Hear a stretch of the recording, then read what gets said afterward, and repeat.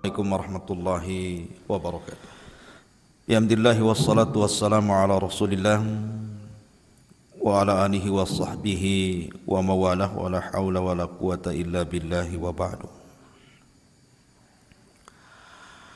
Alhamdulillah, pada pagi hari ini kita bisa bermajlis ilmu walaupun lewat media.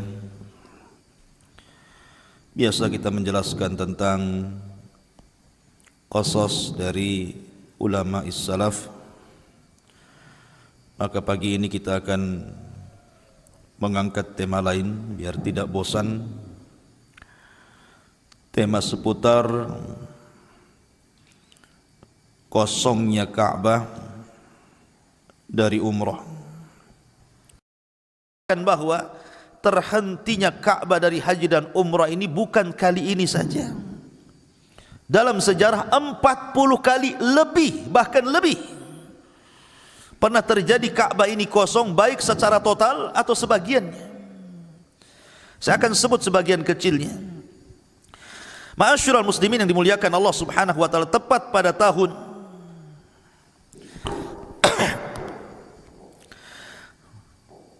disebutkan bahwa dahulu pernah terjadi sebuah peristiwa yang sangat menyedihkan pada tahun 317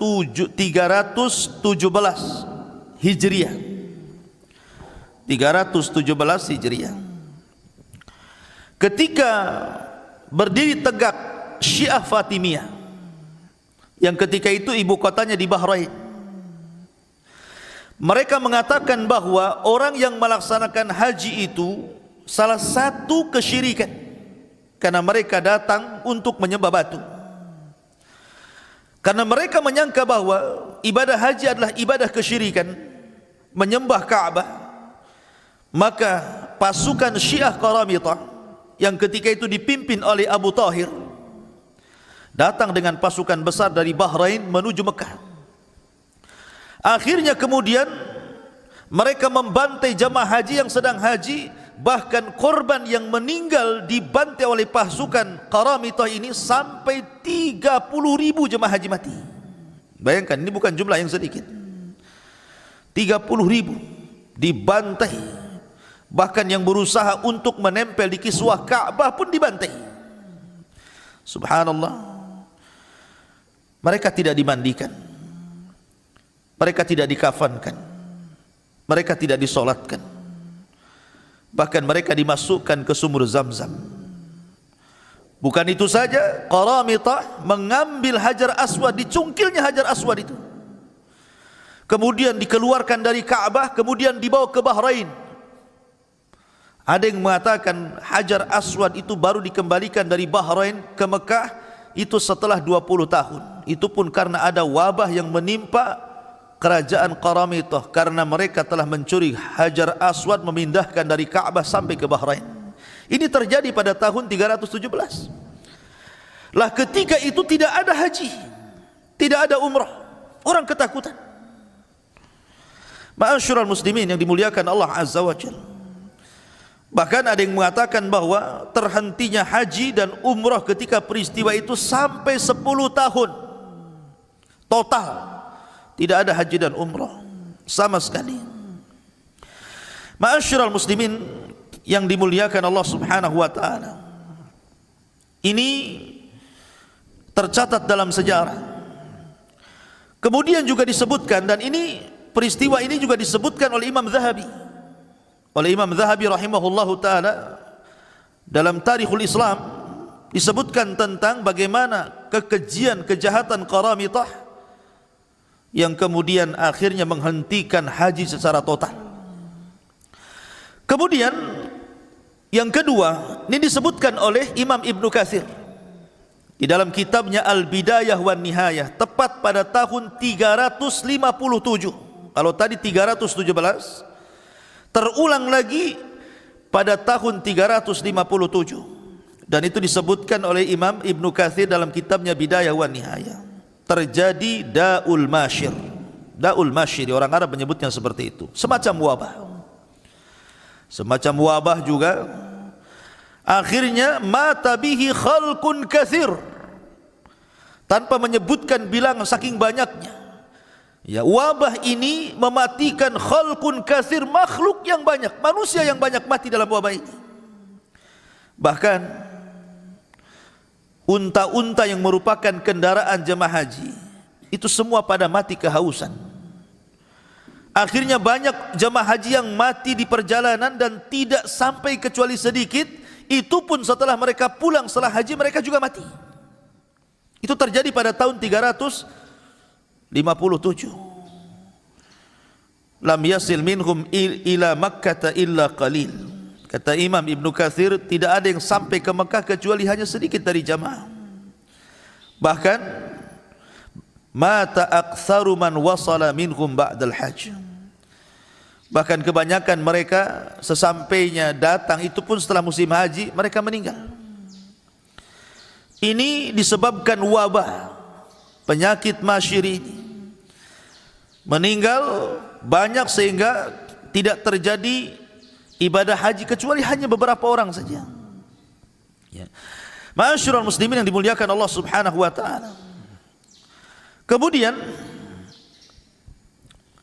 pada tahun 983 miladiyah, mungkin bahasa kitanya Masehi,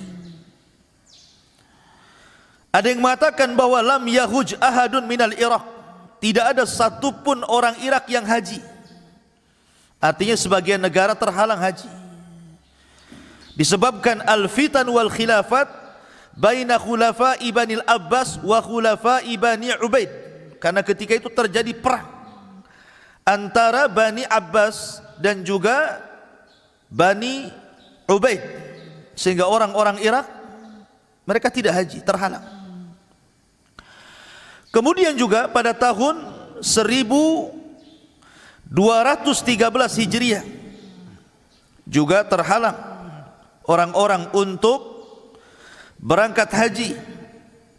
Ya, kenapa? Fi asna'il hamalatil faransiyati, karena memang ada masalah di daerah Persia.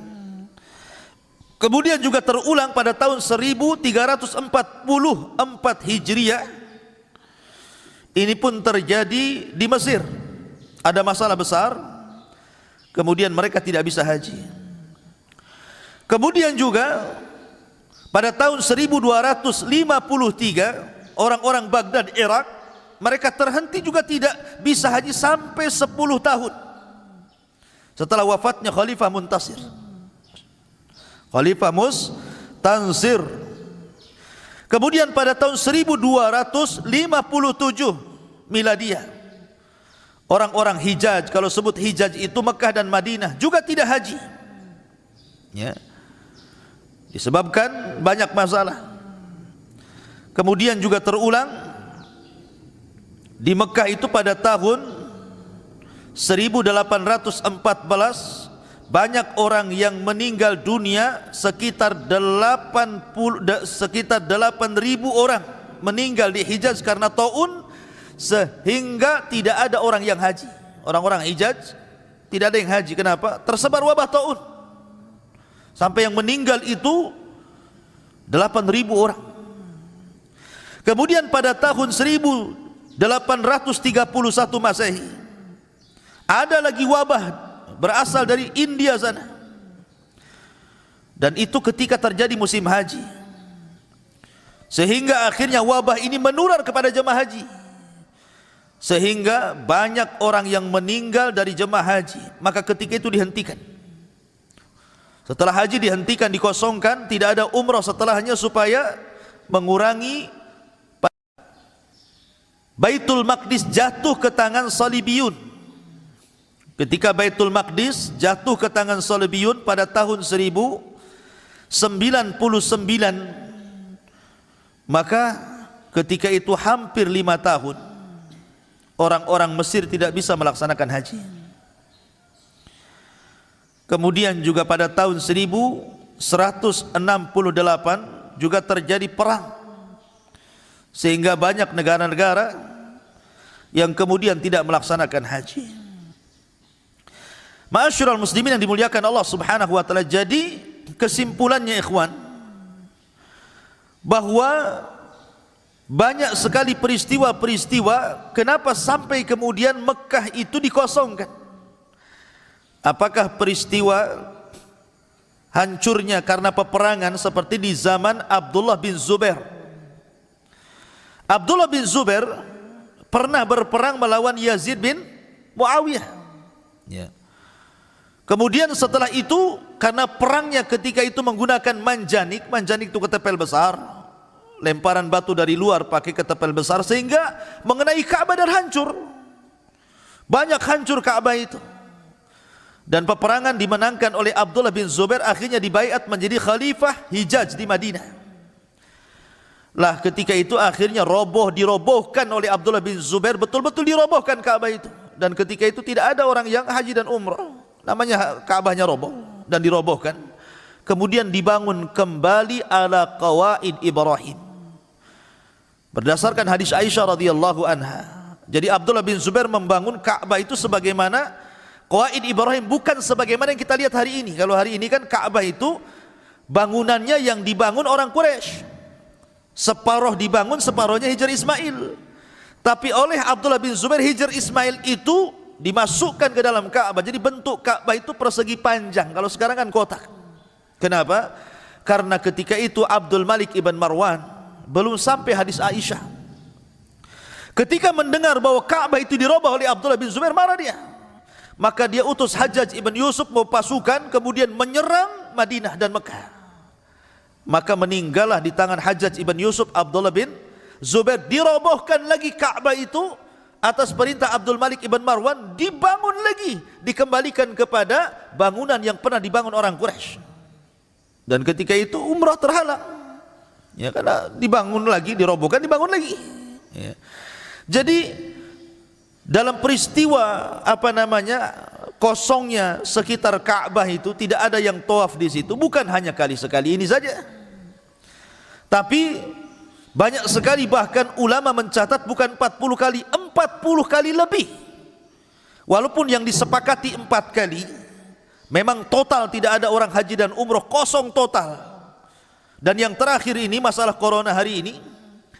Tetapi lebih daripada itu dikosongkan oleh beberapa negara karena peristiwa-peristiwa macam-macam. Ada karena peristiwa tersebarnya wabah, ada karena mahalnya harga tiket, ada karena peperangan, ada karena politik, macam-macam.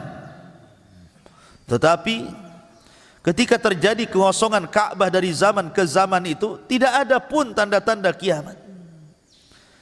Harusnya kalau memang ini diprediksikan ketika Ka'bah ini kosong, dan pernah Ka'bah ini kosong bukan hanya setahun.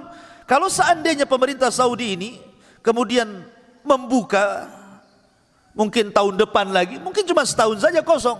Tapi pernah terjadi di zaman penyerangan Qaram itu 10 tahun. Tidak pun terjadi tanda-tanda kiamat. Ya. Artinya bahwa yang dimaksud di sini adalah, kalau yang dimaksud tanda-tanda kiamat besar, maka Anda terlalu jauh memprediksi.